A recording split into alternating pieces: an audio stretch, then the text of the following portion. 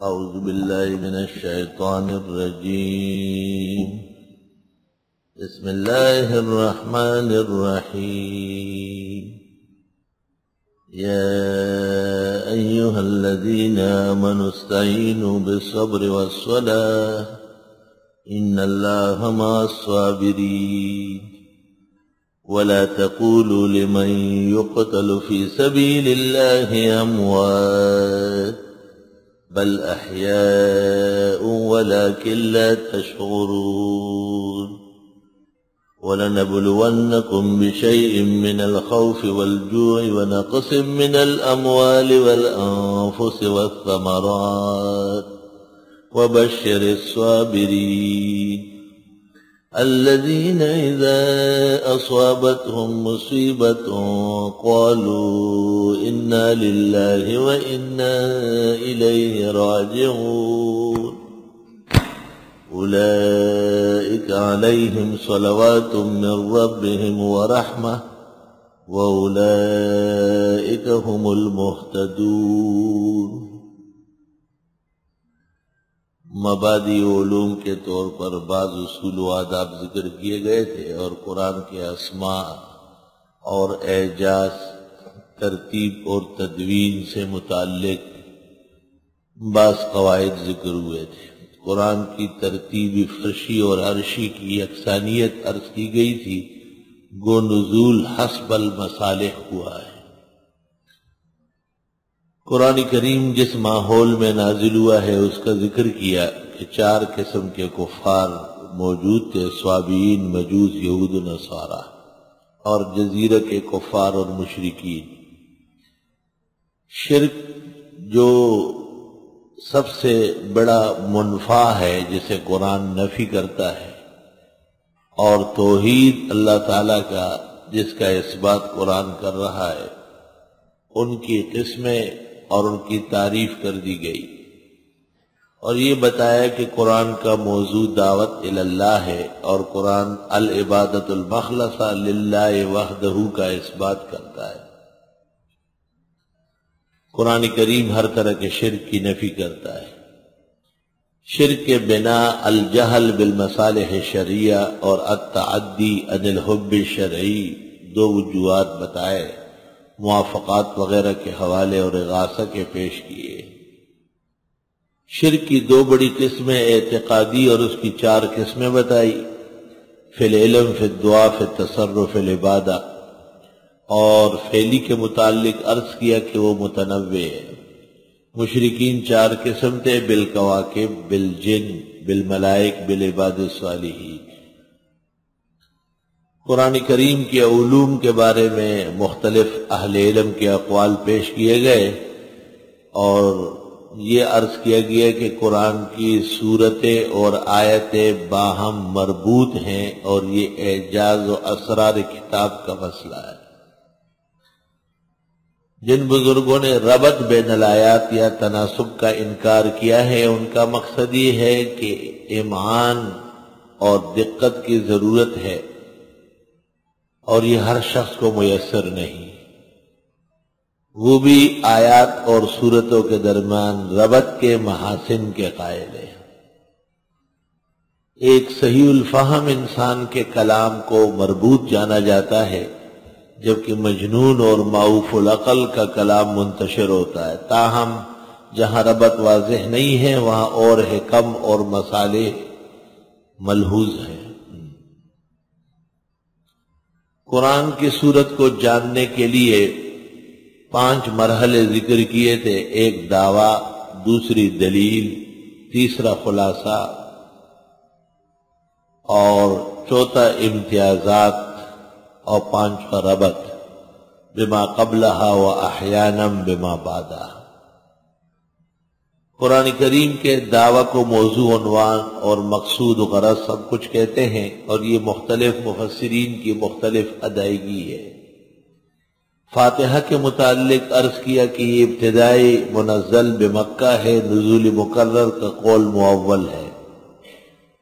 اور فاتحہ کے 10 علوم ہیں جو فہرست ہے تمام ان علوم کی جو بقرہ میں ہے. اور بقرہ تمام علوم کا دسترخوان ہے جو قرآن مجید میں پھیلے ہوئے ہیں۔ سورہ فاتحہ کا اصل موضوع، مقصود، غرض بیان کیا، الوہیت کا تعارف اور مسئلہ الوہیت کا مدلل بیان سورۃ بقرہ کے اندر۔ فاتحہ میں دعویٰ تین طرح بتایا، الحمدللہ، یا ایاک نعبد و ایاک نستعین، یا اہدنا الصراط المستقیم، اور ہر ایک کے وجوہات عرض کیے گئے ہیں۔ دعوے اور دلیل کے درمیان مناسبت، ما قبل کی تمہید، ما بعد کا تکملہ، اور ہدایت کی قسمیں، مغضوبین و ضالین کے مصداق، یہ سب بتانے کے بعد سورۃ فاتحہ کا خلاصہ بتایا کہ اس میں 10 جگہ حق تعالیٰ کا ذکر ہے، 5 جگہ مظہراً، 5 جگہ مضمراً، اور قرآن کی یہ واحد صورت ہے جس میں منعم علیہم اور مخالفین دونوں کا یکجا ذکر ہے۔ ایک کے لیے اس کی طرح ثابت قدمی مانگی گئی ہے، دوسرے سے اجتناب کی دعا کی گئی ہے، جو کامل و جامع دعا کی علامت ہے۔ فاتحہ کے بعد فقہی احکام بیان کیے اور عرض کیا کہ صحیح یہ ہے کہ امام کی اقتداء میں مقتدی نے کسی حال میں نہیں پڑھنا ہے، یہ قرآن اور صحیح سنت کے موافق ہے۔ اس میں کل 3 احادیث پیش کی تھی، ایک عبادہ کی، لا صلاۃ الا بفاتحۃ الکتاب، دوسری ابو موسیٰ کی صحیح مسلم سے اذا قرأ فانصتوا، اور تیسری جابر ابن عبداللہ کی سلسلۃ الذہب کے ساتھ من کان لہ امام فقراءۃ الامام لہ قراءۃ، اور اس میں بعض مفید کتابیں عرض کر دی گئی ہے۔ اور آمین کا مسئلہ دعا کے طور پر چونکہ آیا ہے اور دعا میں بنیاد اور اصل اخفاء ہے، اس لیے حنفیہ شعبہ کی روایت کو ترجیح دیتے ہیں اور اخفاء تامین کے قائل ہے۔ اور عرض کیا کہ امام شافعی اور احمد سے بھی اقوال قدیمہ کے اندر تامین کے اندر سر ثابت ہے اور پسندیدہ ہے۔ بقرہ جب شروع ہوا تو ان کے علوم کی تقسیم کی اور عرض کیا کہ ابتدائی 100 آیات میں خدا کی توحید ہے، اس کے بعد 66 یا 76 آیات کے اندر مسئلہ رسالت مع رد شبہات ہے، پھر آیت نمبر 177 سے اوصاف مجاہدین کے ہیں کیونکہ مسئلہ جہاد ہے، اور تیسرے پارے میں یا ایھا الذین آمنوا انفقوا سے انفاق فی سبیل اللہ ہے، اور اخیر میں آداب ہے اور تنظیم ہے۔ پہلے مرحلے کے اوپر صداقت کتاب بھی موقوف ہے، اس لیے دعوی صورت کے ساتھ ہی ذالک الکتاب لا ریب فیہ ذکر کیا، اور اوصاف مومنین کے 5 بیان ہوئے۔ 2 آیتوں کے اندر کفار کی مذمت کی گئی، ایک رکوع میں منافقین کی 10 نشانیاں، 2 مثالیں دے دی، اور دعوی صورت ذکر ہوا یا ایھا الناس اعبدوا ربکم، ان پر دلائل عقل قائم فرمائی۔ تحدید بالکتاب کی گئی، ماننے والوں کے لیے تبشیر، نہ ماننے والوں کے لیے تنذیر کر دی گئی، اور نعم کا بیان شروع ہو گیا ہے۔ تم نہ تھے، خدا نے پیدا کیا، روئے زمین کی ہر چیز تمہارے لیے ہے، آدم تمہارا جد امجد کو خلافت کے لیے پیدا کیا، ملائک سے ان کا سجود کرایا۔ آدم علیہ السلام کی مخصوص نعمت ہے، وہی خلیفہ بنے، وہی مسجود بنے، وہی داخل جنت ہوئے، انہی کی توبہ قبول ہوئی۔ مطیعین کا بیان اور مکذبین کا بیان۔ جب یہ مکمل ہوا تو سورہ فاتحہ میں جن کو مغضوبین کہا گیا تھا ان سے خطاب شروع ہوا، کیونکہ وہ اصلاً انبیاء علیہ السلام کی اولاد تھے، اور خطابات ثلاثہ ذکر ہونا شروع ہوئے۔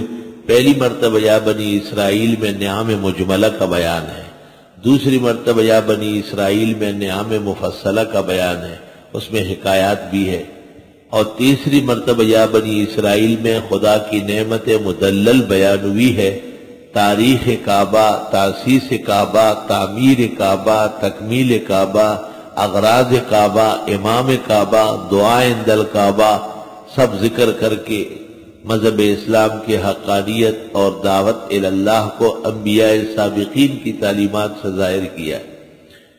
یا بنی ان اللہ اصطفیٰ لکم الدین فلا تموتن الا وانتم مسلمون ام کنتم شہداء اذ حضر یعقوب الموت۔ تمام انبیاء علیہ السلام، خاص کر حضرت یعقوب علیہ السلام جن کی اولاد کو بنی اسرائیل کہتے ہیں، اور ان کے دادا حضرت ابراہیم علیہ السلام نے اپنے ماننے والوں اور آل و اولاد کو اسلام کی تاکید فرمائی تھی۔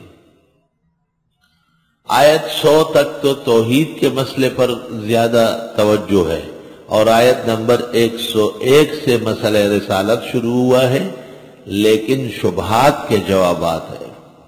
ایک شبہ یہ تھا کہ یہ کتابی لوگ کیوں نبی کو نہیں مانتے، وہ تو جانتے ہیں جواب، نبذ فریق منہم کتاب اللہ وراء ظہورہم، ان لوگوں نے اس سلسلے میں آسمانی کتاب کی نافرمانی کی، ان کی تعلیمات کو پس پش ڈالا ہے۔ یہ اتنے بگڑ کیوں گئے ہیں؟ یہ شیاطین کے پجاری بن چکے ہیں۔ وَاتَّبَعُوا مَا تَتْلُو الشَّيَاطِينُ عَلَىٰ مُلْكِ سُلَيْمَانَ۔ نبوت کے وجود میں کوئی خفا تو نہیں۔ وَلَقَدْ أَنزَلْنَا إِلَيْكَ آيَاتٍ مُبَيِّنَاتٍ، بالکل واضح مسائل اور دلائل آپ کی تشریف آوری کی موجود ہے۔ انہوں نے شبہات میں یہ شبہ بھی کیا کہ داؤد و سلیمان جادوگر تھے اور یہ ان کا ذکر خیر کرتا ہے، یہ پیغمبر نہیں۔ جواب، وہ خدا کے برحق پیغمبر تھے۔ وما کفر سلیمان ولکن الشیاطین کفروا، یہ پیغمبر کیسے ہیں؟ موہوم الفاظ بولتے ہیں۔ جواب، منع ہے، یا ایھا الذین آمنوا لا تقولوا راعنا۔ اہل کتاب کیوں شرارت کرتے ہیں؟ حسدا من عند انفسہم، وہ کفار اور حاسدین ہیں۔ خود مسلمانوں پر پابندی کیوں ہے بعض مسائل میں؟ ام تريدون ان تسألوا رسولکم کما سئل موسیٰ من قبل، ناجائز اور بے ادبی کے سوال کرنے سے ایمان اور علم سلب ہو جاتا ہے، اس حکمت سے منع کیا۔ کبھی یہ کہتے ایک حکم، پھر کہتے دوسرا حکم آ گیا۔ جواب، یہ ناسخ منسوخ کا مسئلہ ہے، اللہ کے علوم و حکم و اسرار پر موقوف ہے، بندے انقیاد اور اطاعت کے پابندے۔ اور اس سلسلے میں بعض امثلہ،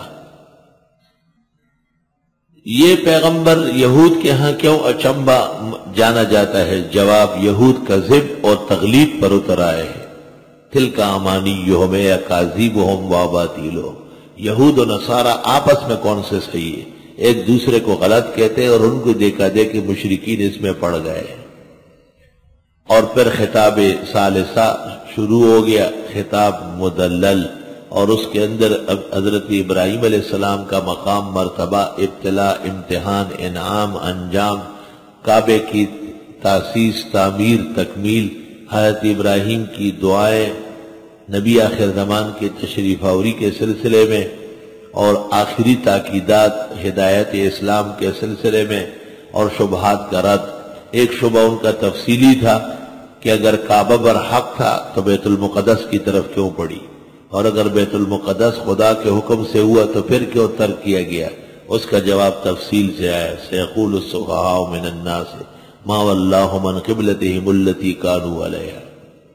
تحویل کعبہ پہلے مجمل ذکر ہوا، وللہ المشرق والمغرب اینما تولوا فثم وجہ اللہ، یہ مجمل ہے، اور پھر مفصل ہے۔ اور یہ قاعدہ ہے کہ تفصیل بعد الاجمال مختصر المعانی میں اوقع فی النفس ہوتی ہے، دلوں میں خوب بیٹھ جاتی ہے۔ اور تحویل میں جو مراتب و مراحل پیش آئے پورے رکوع میں ذکر ہوئے، اور یہ بھی بتایا کہ اس پیغمبر کو اور ان کے احکام کو اہل کتاب جانتے ہیں جیسے اپنے نسل و نسب کو جانتے ہیں، لیکن ضد و عناد پر اتر آئے۔ جو غیر عنادی و ضدی ہے وہ خوب اقرار حق کا کرتے ہیں۔ مسلمانوں کو تسلی دے دی گئی کہ تم پر ہر طرح کی نعمتیں مکمل کی گئی، یہاں تک کہ القدس کی طرف نماز بھی پڑھوائی گئی، لیکن اصلاً تم اور تمام اہل حق ابراہیمی ہے۔ جس طرح حضرت ابراہیم کی دعا کی برکت سے رسول مبعوث ہوئے، کعبے کے امام اور پورے عالم کے ہادی و مہتدی بنے ہیں، اسی طرح ہم نے تمہارا کعبہ بھی آخر کار ابراہیمی کعبہ مقرر کیا۔ کما ارسلنا فیکم رسولا منکم یتلو علیکم آیاتنا ویزکیکم ویعلمکم الکتاب والحکمہ ویعلمکم ما لم تکونوا تعلمون۔ اس تفصیل کو آج اس لیے ذکر کیا کہ حکم ہے فاذکرونی اذکرکم، مجھے یاد کرو میں تمہیں یاد کر لوں گا۔ ہم نے وقت سے پہلے درس کا آغاز کر کے تاکہ اللہ ہماری مدد فرمائے اور ہم سورہ بقرہ آج پوری کر دیں، یہ ہے حکمت۔ حاضری کو روک لیا اور غیر حاضروں کو